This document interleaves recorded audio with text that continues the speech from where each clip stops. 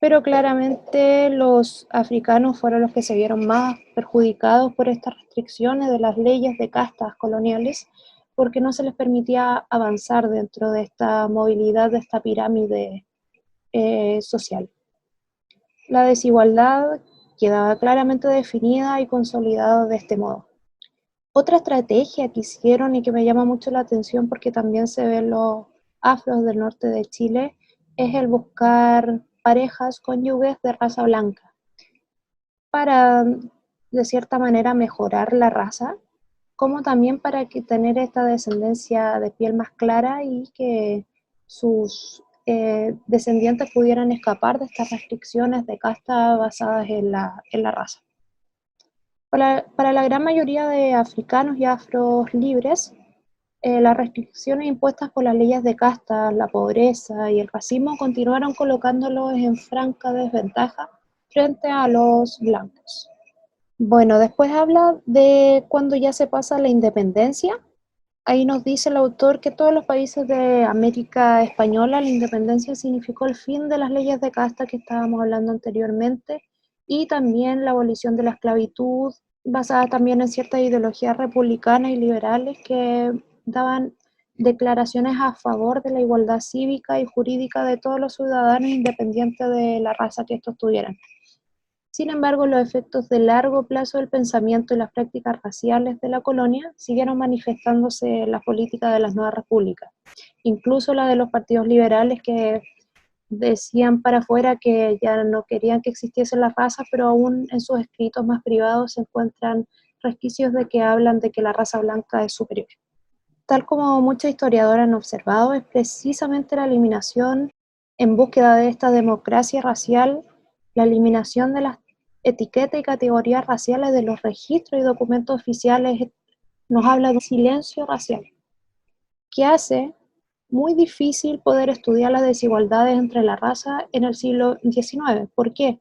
Porque al desaparecer la categoría racial, no sabemos las condiciones en las que vivían realmente las poblaciones negras. A pesar de que hubo una desaparición de la raza como tal, como categoría en las fuentes oficiales, no significó que desapareciera de la vida cotidiana y seguía impidiendo la movilidad social ascendente de los afros. No hubo ningún cambio inmediato en los indicadores de ningún tipo, ni siquiera de logros profesionales de negros ni mulatos en las naciones recién independizadas. En el siglo XIX, otro obstáculo al progreso económico de los negros estuvo representado por el estancamiento de toda la región en cuanto a lo económico. Y además de la economía, también había toda una ideología que chocaba todo el tiempo con estas políticas antirracistas porque habían creencias racistas muy arraigadas en el continente, que eran totalmente avaladas por otro aspecto que ya hemos visto en clase, que es el racismo científico. Bueno, además del racismo científico, que obviamente viene de Europa,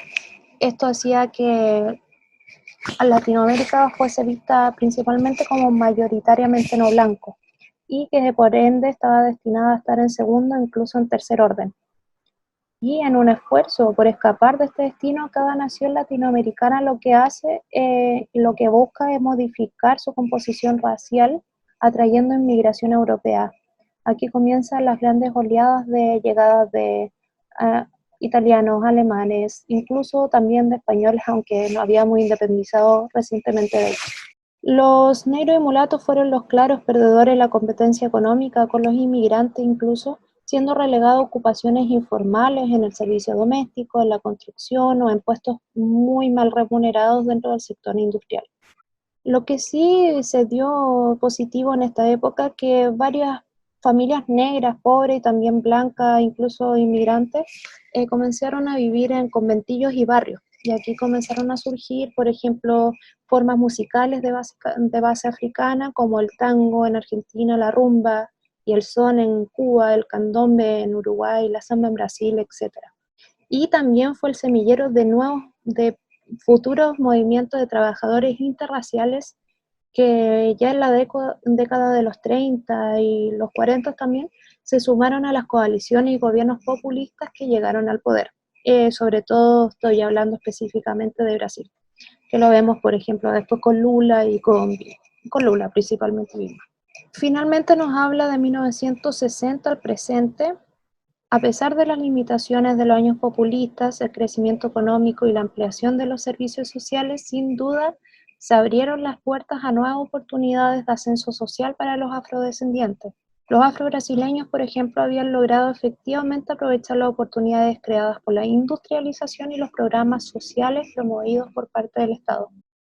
Pero al intentar buscar empleo y educación, los afro-brasileños se encontraron sistemáticamente con barreras en términos de educación y empleo. Esto lo vamos a ver a lo largo de toda Latinoamérica y también en Estados Unidos. Cuanto más alto el nivel educativo alcanzado por una persona de color, mayor será la discriminación que experimentará en el campo laboral. Y esto se debe totalmente a que existe una discriminación racial y obviamente una desigualdad profesional, salarial, desigualdad educativa y también una creencia en estereotipos raciales que afianzan el racismo y también la discriminación. Por esto, organismos internacionales como el Banco Mundial o el Banco Interamericano del Desarrollo llegaron a varias conclusiones, entre esas una que habla sobre que la desigualdad extrema es uno de los principales impedimentos para la recuperación económica y el desarrollo para la región. Pero claramente estas instituciones tienen quizás otros objetivos en mente, así que no nos vamos a basar mucho en sus resultados. De este modo, con la presión de organismos internacionales, con la presión de movimientos de comunidades negras de los países de Latinoamérica y también por una búsqueda propia de las naciones, en Colombia, Uruguay y en varios otros países se comenzó a incluir la raza en los censos y en las encuestas nacionales. Hacia el 2010, la mayoría de los países de Latinoamérica, excepto Chile, comenzaron a recabar información sobre la población afrodescendiente. Este es un punto de partida para hacer una comparación sistemática de los patrones actuales de desigualdad en toda la región. Finalmente, de que el acceso a la educación es menor para las poblaciones afrodescendientes en comparación con las poblaciones blancas, sea de niveles más bajos como también en niveles superiores educativos de universidad. Varios países, por ejemplo Brasil, han implementado últimamente un sistema como de cuotas para poder hacer que ingresen estudiantes de escasos recursos y que también sean afrodescendientes. Y en cuanto a la pobreza, vemos que dentro de la región los afrodescendientes siguen estando dentro de las categorías de más altos índices de pobreza, junto y quizá aún más las poblaciones indígenas de la región. Dentro de las conclusiones de este capítulo, una de ellas es continuar con las investigaciones estadísticas con el objeto de documentar los grados de desigualdad en diversas dimensiones sociales, así como para también entender las causas de tales desigualdades. Además, ampliar el foco de atención a otras formas de desigualdad que no son difíciles de cuantificar, pero que tienen el mismo impacto concreto y perjudicial sobre las personas y los grupos. También emprender investigaciones etnográficas, que es lo que nosotros deberíamos hacer, tanto sobre el pasado como sobre el presente en relación a cómo viven las desigualdades las personas en sus vidas cotidianas, cómo las experimentan, cómo las piensan, las hablan, las callan en sus vidas. Y también, por último, analizar las políticas públicas que han trabajado para promover o combatir la desigualdad en el tiempo en los diferentes países, podríamos también verlo en Chile, prestando especial atención a los experimentos políticos, como por ejemplo el que les nombraba en Brasil y la cuota para los estudiantes universitarios. Bueno, estas y otras preguntas colocan la desigualdad en un lugar prioritario en la agenda de investigación del campo de los estudios afro-latinoamericanos. Ya se me hizo de noche. Gracias chicos por escuchar. Espero que podamos seguir comunicándonos, sobre todo ahora por el WhatsApp que creamos hace poquito.